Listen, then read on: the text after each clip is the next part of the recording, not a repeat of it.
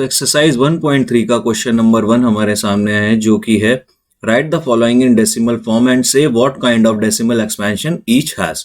तो इसका first part है 36/100। तो इसको हम डायरेक्टली 36/100 को हम डायरेक्टली लिख सकते हैं 0.36, क्योंकि पॉइंट अपॉन में 100 है और 2 जीरो यानी कि पॉइंट के बाद 2 डिजिट्स। तो हमें सीधा सीधा दिखाई दे रहा है कि ये टर्मिनेटिंग डेसिमल एक्सपेंशन है। अब इसका सेकेंड पार्ट है 1/11। तो हम 1 को 11 से डिवाइड करके देखेंगे। अब ऑब्वियस सी बात है 1 जो है 11 से छोटा है, तो हमें पॉइंट लगा के एक जीरो लगाना पड़ेगा।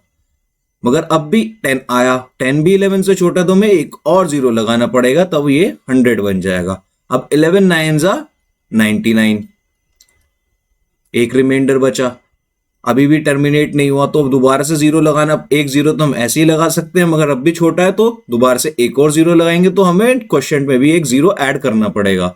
तो दोबारा से हमें 9 से मल्टीप्लाई करेंगे तो 99 आ जाएगा।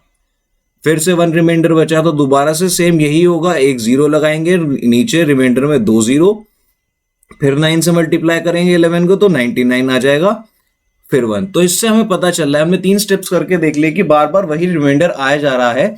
तो ये हुआ 1/11 को हम लिख सकते हैं 0.09 पे बार, यानी कि ये जो नंबर है ये नॉन टर्मिनेटिंग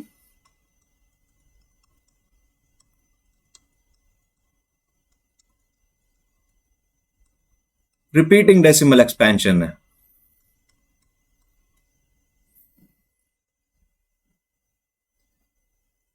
अब इसका थर्ड पार्ट है 4 × 1/8, यानी कि ये मिक्स फ्रैक्शन दे रखा है। मिक्स फ्रैक्शन को इम्प्रॉपर फ्रैक्शन में कन्वर्ट करते हैं तो आएगा आंसर 8 4 जा 32 + 1 यानी कि 33/8। अब हम 33 को 8 से डिवाइड करके देखेंगे। 8 4 जा 32, अब रिमाइंडर बचा 1, पॉइंट लगाएंगे तो एक जीरो बढ़ जाएगा, तो 10 बन गया। 8 1 जा 8, तो आंसर आया 2।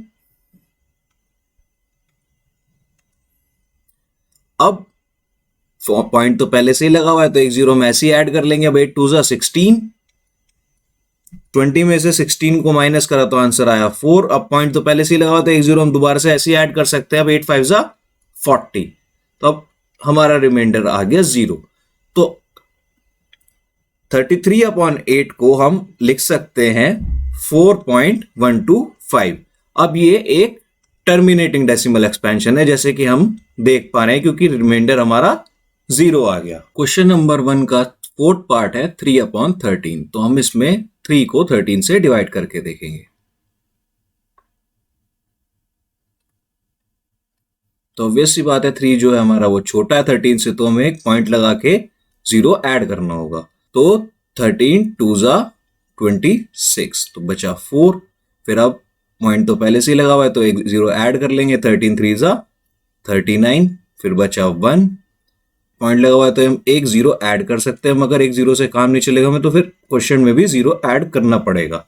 अब 13 7 जा होता है 91।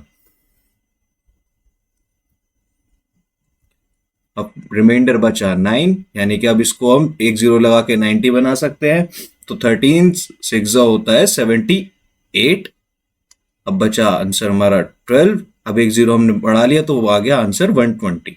अब 13 9 जा होता है 117, तो बचा 3। तो अब ये दोबारा से 30 आ गया, जैसे यहां से हमने शुरुआत करी थी, तो इसका मतलब आंसर होगा हमारा 0.230769 पे बार, यानी कि ये होगा हमारा नॉन टर्मिनेटिंग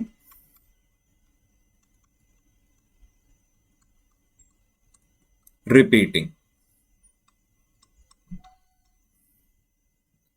अब इसका फिफ्थ पार्ट है जो कि है 2/11। तो हम 2 को 11 से डिवाइड करके देखेंगे। अब हमें पहले से ही पता है 2 तो छोटा है ही जब 11 से, तो हम पॉइंट लगा के एक जीरो ऐड कर लेंगे। अब 11 1 जा 11, रिमाइंडर बचा 9, तो पॉइंट पहले से ही लगा हुआ है, हम एक जीरो ऐड कर लेंगे। हम 11 8 जा 88। अब फिर से आ गया 2, तो अब इसको बना लेंगे 20, फिर दोबारा से आएगा 1,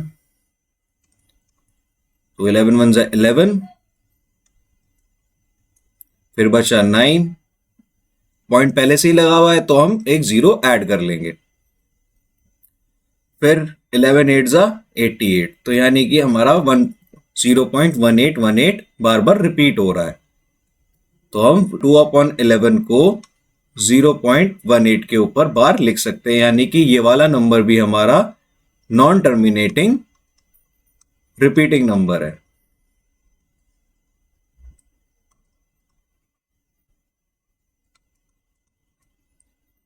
अब लास्ट पार्ट है हमारा 329/400, तो इसको हम 329/4 इंटू 100 भी लिख सकते हैं।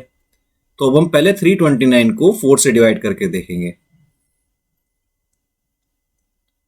4 8 32, कुछ नहीं बचा तो हम 9 को नीचे उतारेंगे, 9 आया।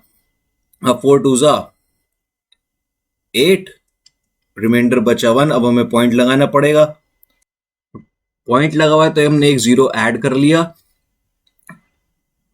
और 4 2 अब 10 है तो 10 से छोटा मल्टीपल जो होता है वो 8 होता है 4 का, तो 4 2 8, रिमाइंडर बचा 2। पॉइंट हमने पहले से ही लगा रखा है तो एक 0 हम ऐसे ही ऐड कर लेंगे, और 4 5 20, तो रिमाइंडर बचा 0। तो 329/4 इंटू 100 को हम ये लिख सकते हैं 82.25/100।